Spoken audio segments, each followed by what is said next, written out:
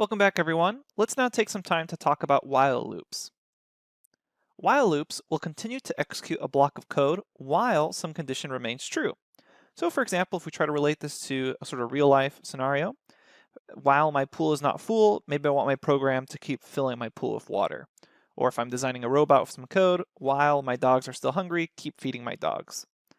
So let's explore the syntax of a while loop. It's actually quite simple. We're going to say while and then some sort of Boolean condition. So we'll usually have some sort of comparison operation check, and a lot of times it's going to be while some variable is true or is equals true, then colon, and then a block of code. And that block of code, in this case represented by do something, is going to continue to execute while the condition is true. Now we can also combine a with statement with an else statement if we want. So I can say while some Boolean condition is true, do something else, meaning once that condition is no longer true, or since the beginning it was no longer true, we do something different. Let's explore these concepts with some examples. Let's hop to a Jupyter Notebook. All right, so let's start off by building out a very basic while loop. I'm going to create a variable, say x is equal to 0, and then say while x is less than, let's actually say less than 5, so we don't have a whole lot of printing. We're going to print the current value of x. So we'll say print the current value of x. Lots of different ways we can do this. We'll just do it quickly with an f-string literal. The current value of x is, and then inside curly braces we'll pass an x. Now let's imagine what's going to happen here. Don't run this cell yet. We'll say x is equal to 0. While x is less than 5, I'm going to print out the current value of x.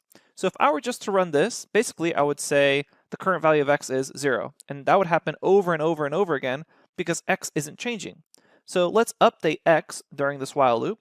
We'll say x is equal to x plus 1. So now let's run this and see what happens. I get back the current value of x is 0, then 1, then 2, then 3, then 4. And on that last one, when it's equal to 4, we then say, okay, x is going to be equal to 4 plus 1, which makes x equal to 5, and 5 is not less than 5, it's equal to it. So then the while loop stops running because it's only going to run while this condition is true. Now, if you accidentally have some sort of condition that never becomes false, maybe you forgot this last line of code here and it just ran over and over and over again. So what happens is you get an infinite while loop, and it's a common mistake for beginners to make. I know I've made it myself a bunch of times when I was learning Python. What happens in the Jupyter Notebook is you get a little star here indicating that the cell is still continually running. In order to kind of reset things, just come over here to kernel and either hit interrupt, and if that doesn't work, then hit restart and restart your kernel. Sometimes interrupt won't work because basically the command to interrupt won't get there because Python's using all your computing to kind of continue this while loop. So keep that in mind. If you ever get an infinite while loop, just come over here to kernel and then hit restart, and you'll have to redefine some cells again, but that's the basics of avoiding that error. Okay, so we have the while loop by itself, and as a quick note, this statement of x is equal to x plus 1, we can also write that in the following manner. We can say x plus equals 1. So this line and this line are the same thing. This is just a more compact way of writing it. So if you're ever reading someone else's code and they wrote this instead, that's kind of a sleeker way of writing that same code. Let me run this again. We can say now in2, and we get back the same values. Let's attach an else statement to this while loop. So we can say else colon, and I'm going to print x is not less than 5. And now when we run this, let's see what happens. We get the current values, so all those other print statements, and then I see x is not less than 5. So once this while condition is not true, because this else is lined up with it, we went ahead and printed x is not less than 5. Now as a quick note, if right off the bat, x was greater than 5, so let's make x is equal to 50, and I run this, then this while loop never executes because this condition is never true, and then we have the else condition execute anyways. That doesn't mean I need it. So if I didn't have that there and I ran this, just nothing would happen because this isn't true. All right, finally, I want to introduce 3 keywords that are really useful with loops. You're not going to be using them all the time, but sometimes you'll need their use cases. And that's the break keyword, the continue keyword, and the pass keyword. Break is going to break out of the current closest enclosing loop. Continue goes to the top of the closest enclosing loop, and then pass does nothing at all. So let's start a little bit backwards here. Let's go with pass, and we can show this actually with a for loop. might be a little simpler here. We're going to say for, let's make a quick list. We'll say x is equal to 1, 2, 3, and then say for item in x colon, and let's say we didn't quite know yet what we wanted to do here. We essentially want some filler.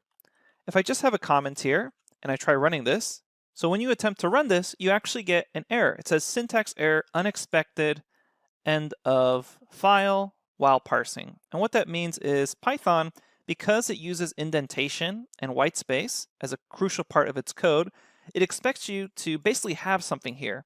Even a comment isn't enough to fill it. So often what you can do is have the pass keyword, and the pass just says do nothing at all. And a lot of times programmers keep it as a placeholder to kind of avoid a syntax error. Because you can imagine if I'm writing a larger piece of code and I know eventually I want to come up and fill out this for loop, but right now I don't want to deal with it. Let's say I wanted to print end of my script over here. Now when I run this, I don't get that syntax error and I'm still able to print out my script. If I just have the comment, I get an error because it's expecting something to happen after this colon. So in order to avoid that, you can use the pass keyword, and you're going to see the pass keyword used a lot when we start building out functions and methods ourselves, because often when you're programming, you'll create a little holder for a function, but you don't want to test it right away. So you use the pass keyword as something to put in place there, so you avoid syntax errors, and you're also safe because you know a pass doesn't do anything. It just says, well, I'll pass this and I'm not going to do anything. All right, so that's the pass keyword, it does nothing at all. Continue goes to the top of the closest enclosing loop. So let's show you an example of that. And we'll actually use for loops again for this. We're going to say my string is equal to Sammy. So let's have that there. And we'll say for letter in my string, print out the letter. So here we see Sammy printed out. Now what I'm going to do is, let's imagine that I actually didn't want to print the letter A for whatever reason. I could do the following. If the letter is equal to lowercase a colon continue. And now when I run this, I'm not actually printing out the letter A. So what's happening here? Well, continue basically tells this program to go back to the top of the closest enclosing loop. So here's continue, and we have a loop up here for letter in my string. So if that letter is equal to A, we continue, meaning go back to the top of the closest enclosing loop. Note that we are specifically saying loop, we're not saying some sort of statement here. So that's where semantics can come into play, but what this is saying is if the letter is A, go ahead and continue and go back to the loop. So that's how you can use the continue statement. If you're a beginner in Python programming, it's definitely not something that comes up a lot in your beginning code.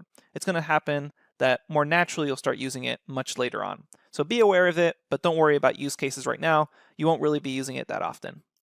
And then finally, break breaks out of the current closest enclosing loop. So let's see what happens if we replace continue here with break instead. Now when we run this, what happens is instead of going back to the top of the closest enclosing loop, it breaks out of the current closest enclosing loop, meaning it just breaks this loop and stops this loop if that letter is equal to A. So that's actually really useful, especially with while statements. So let's see an example of using break with a while statement. Let me zoom in here just so we can see this clearly. I'm going to do the same thing as before. We'll say x is equal to 5, and then we'll say while, actually let's make it equal to 0 here, just as we did before. While x is less than 5, print out x, and then we'll say x is equal to x plus 1. So when we run that, as expected, I get 0, 1, 2, 3, 4. But let's imagine I wanted to break this while loop if x was ever 2. Then I could do the same thing here. I say if x is equal to 2, at any moment, go ahead and break out of this while loop. Now when we run this, we only get back 0 and 1. Okay, so that's the basics of this break, continue, and pass keyword. So what we covered in this lecture was the while loop. So while some condition is true, execute this block of code. Be careful here because if you accidentally say while and this condition is constantly true, you may have to restart your kernel. If you're running a Python script and you end up getting that error that the while loop is just never closing, you should try Control-C. That typically interrupts. So you can even see here, interrupt, it says Control-C to go to the kernel. All right, then we have the break, continue, and pass keywords. Again, not going to be using these right off the bat, especially things like continue, but we'll probably be using break a little more, and then once we get used to functions, we'll be using pass a little more, and then much later on we'll be using continue. But you should be aware of these keywords now that you understand both for loops and while loops. Okay, thanks everyone, and I'll see you at the next lecture.